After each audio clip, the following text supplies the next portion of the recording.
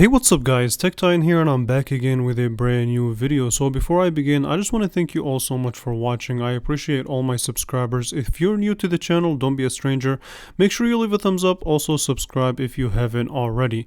So I have been using the iPhone 16 Plus for a few days now. Here is my kind of iPhone 16 Plus a little bit over than 48 hours later. But basically I have some things that I want to say about this phone as an average user more than an actual tech reviewer. So hear me out. Let's begin and talk about the kind of new things that are happening with the design. And design-wise, really, it's a familiar territory. Not much physically on the outside has changed. I think a lot of things have changed internally, just as people that would take this phone apart would see. But mainly, as a consumer, we're interested in the outside. So the big changes here is the new vertical camera system, which would help in spatial recording. But as of right now, not a lot of people would be actually interested in that. But if you do look at the right hand side, you will find your power button. The bottom of the phone still retains the USB-C that was introduced last year, as well as your bottom facing speaker, which is probably one of the best speakers that you can get on a phone as of right now. So on the left side of the phone, you will get your volume up and down, plus the action button, which was introduced exclusively to the Pro models from last year. And it's a nice addition to the standard model. However, it's not a full reason to go ahead and throw your iPhone 15 just to get an iPhone 16.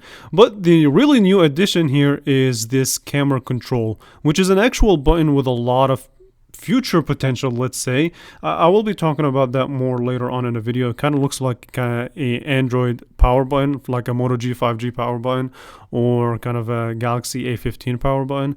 But basically on the backhand side, you will get, again, the vertical stacked 48 megapixel main sensor, as well as your wide angle sensor and your LED flash. Now the camera system is not new, so it's not a full upgrade from the previous generation, but because of processing, because of the A18 processor on here, you will get better processed images, or so they say.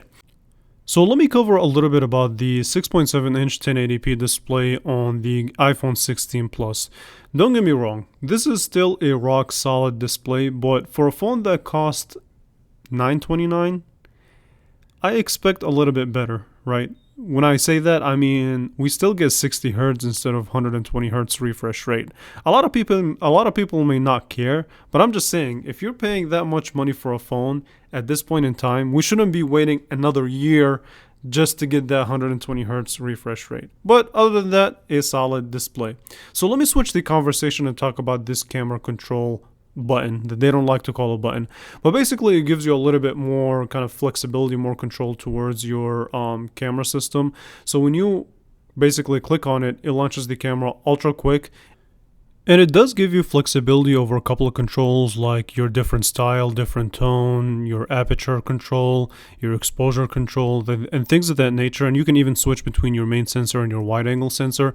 But mainly, the thing is, it's supposed to be efficient, but I feel like it's not really made for kind of portrait mode. It's more so made for landscape usage. So you have to have your phone landscape to kind of use it a little bit more comfortably, and it does take some time to get used to. As far as images go, it takes some decent pictures. You can go between the kind of styles to customize it to be your own. But besides that point, this is the iPhone 16 Plus.